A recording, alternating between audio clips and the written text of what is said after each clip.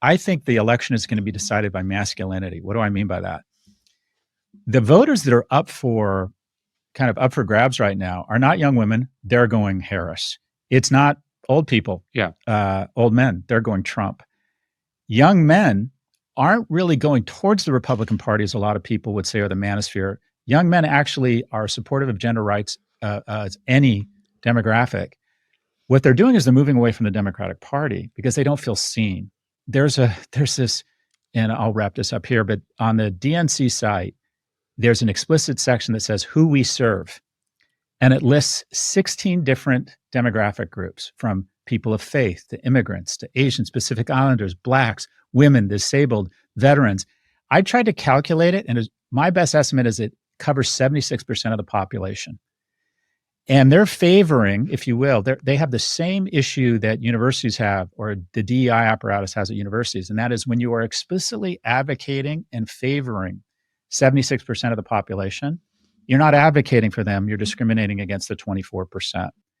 So unfortunately, these individuals feel shunned by what I'll call more progressive or the establishment, and they're very drawn to anyone who sort of feels their pain. And unfortunately, that void has been filled by some very negative voices. But young people have it, in my opinion, are basically paying the price for a set of fiscal policies that have slowly but surely transferred wealth from the young to the old. Yeah, Stoicism is an interesting sort of philosophy in this mix because it's kind of exactly what you would want a disaffected young man or young person to focus on.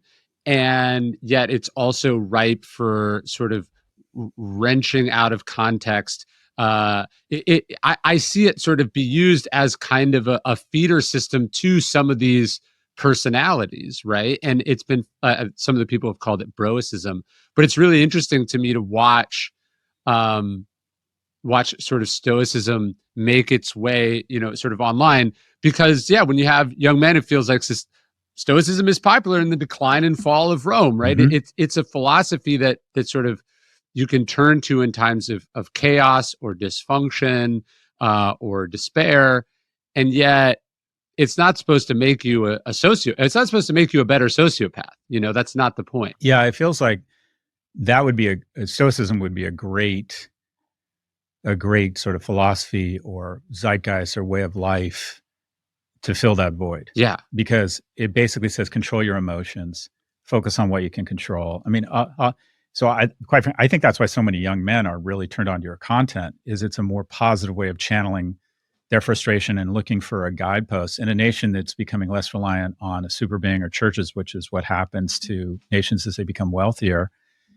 And they're told that masculinity is not the right framework for something.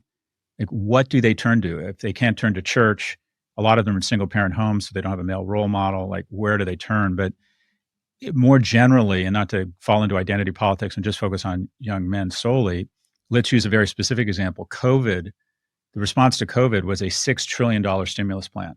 We pumped $6 trillion into the economy, and 85% of it wasn't spent. It wasn't spent on housing or healthcare or transportation to get to their job. It was put into a savings account or a Robinhood account. So 85% of it went into the markets. So what happened? Housing went from, the average price of a house went from $290,000 to $420 during the pandemic, and it hasn't come down. Stock markets have hit all-time highs.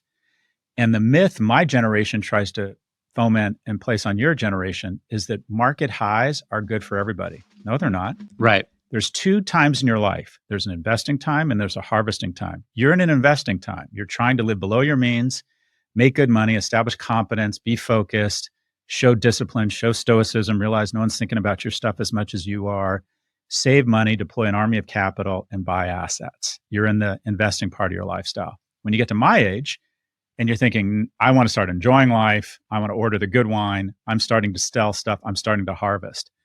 Markets at all-time abnormal highs. And by the markets, the average PE of the market is usually 15 to 18. It's 25 now. Housing has never been higher as a percentage of GDP.